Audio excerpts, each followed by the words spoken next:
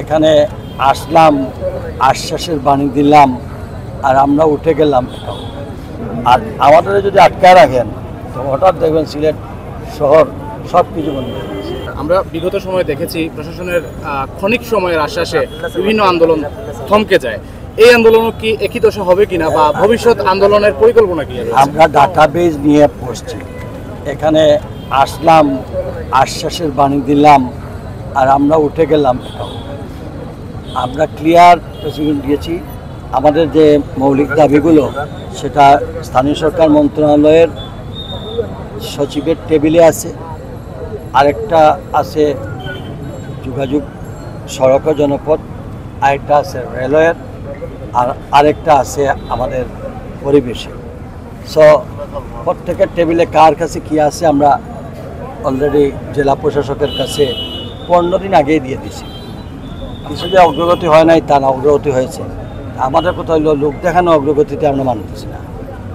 আমাদের কাছে খটকা লাগছিল এই গত 28 তারিখ একটা সিদ্ধান্ত, আমাদের সিলেট বিভাগের যত উপজেলাগুলো আছে উপজেলার সঙ্গে ইউনিয়নের যোগাযোগ সব রাস্তাগুলা বিধ্বস্ত হয়ে গেছে সারা বিভাগে বন্যার ক্ষতির কারণে। একই প্রজেক্ট বাংলাদেশের আরও 5টি সিটি কর্পোরেশন বা ডিভিশনে একই প্যাটার্নে আমাদের সহ 6টা 2021 সালে এই প্রজেক্টটা নেওয়া হয়েছে। তো সেটা অলরেডি একটাকে পাস হয়ে এই কাজ 60-70% সব বিভাগে হয়ে গেছে। সিলেটেরটা শুধু উঠে আবার ব্যাক করে দেওয়া হয়। উঠে দেখি টাকা কমানো, ওটা অন্যের বেলায় সেটা প্রশ্ন ওঠে। কমাইতে আমাদেরকে 1900 কোটি টাকা আসছে, সেখান থেকে আবার ফেরত পাঠাইছেন 28 তারিখ। তার মানে এটা এই নভেম্বর মাসে যদি এটা অ্যাপ্রুভ না হয় তাহলে আপনারা জানেন ডিসেম্বরে যদি তফসিল ঘোষণা হয়ে যায়, মানে নভেম্বরের লাস্ট উইকে যদি তফসিল ঘোষণা হয়ে যায়, তারপরে কোনো সকল উন্নয়ন কর্মকাণ্ড কিন্তু তারপরে কি হবে, নির্বাচন হবে। নির্বাচনের পরে নতুন সরকার আসবে, নতুন সরকার আসলে ক্যাবিনেট হবে, তারপরে নতুন সরকারের বাজেট হবে, পুরোনো সব কিছু তবে আবার নতুন করে। তাহলে আমরা 2 বছরের ধাক্কা হবে। এই 2 বছর কি আমরা চলাচল করব না? এই 2 বছর কি আমরা পানি, আমাদের বিশুদ্ধ পানির প্রয়োজন নাই?